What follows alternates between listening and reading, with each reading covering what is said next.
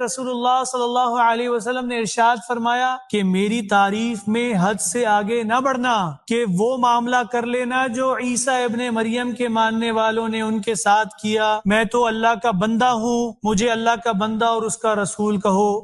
عیسیٰ علیہ الصلاۃ والسلام کے ماننے والوں نے غلو کیا، عیسیٰ علیہ الصلاۃ والسلام کو اللہ کا بیٹا قرار دے دیا۔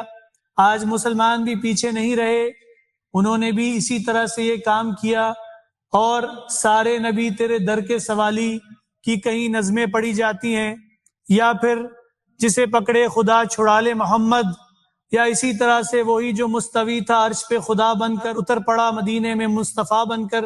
یہ ساری چیزیں اسی غلو کا ہی نتیجہ ہے کہ اللہ کے رسول صلی اللہ علیہ وسلم کی تعریف میں مبالغہ آرائی کرنا، اور بگڑی بنا دے میرے طیبہ کے والی۔ میرے بھائیوں، بگڑی بنانے والا اللہ تعالیٰ ہے، اور یہ نعتیں غلو کی شکل ہے۔ ہمیں سمجھ میں آ جانا چاہیے کہ یہ مبالغہ آرائیاں جو ہو رہی ہیں یہ شرک ہے۔